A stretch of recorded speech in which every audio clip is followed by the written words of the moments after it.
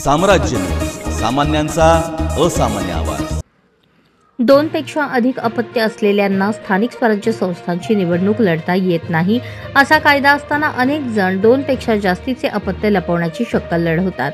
तसे आगामी निवडणुकांमध्ये होऊ नये यासाठी उचित उपाययोजना करण्याच्या सूचना राज्याचे मुख्य माहिती आयुक्त राहुल पांडे यांनी राज्य सरकार आणि राज्य निवडणूक आयोगाला केली आहे। लहान कुटुंब सुखी कुटुंब हा विचार केवळ कागदावर न राहता त्याला प्रोत्साहन मिळावे यासाठी राज्य सरकारने कायदा केला। त्यानुसार सप्टेंबर 2001 नंतर झालेल्या अपत्यामुळे एकूण अपत्यांची संख्या 2 पेक्षा अधिक झाल्यास किंवा आधीच 2 पेक्षा अधिक अपत्य असलेल्या संख्येत 12 सप्टेंबर 2001 नंतर भर पडल्यास अशा व्यक्ती स्थानिक स्वराज्य संस्थांची निवडणूक लढण्यास अपात्र ठरतात। यावर निवडणूक आयोगाचे बारीक लक्ष आहे।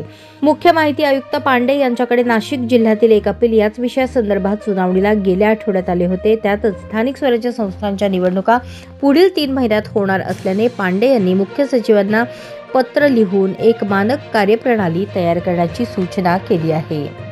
स्थानिक स्वराज्य संस्था निवडणुकीचे विषय राज्य सरकारच्या अखत्यारीत येतो। त्याची अंमलबजावणी ही राज्य निवडणूक आयोग करत असल्याने एक प्रत आयोगालाही पाठवली आहे, असे मुख्य माहिती आयुक्त राहुल पांडे यांनी सांगितले।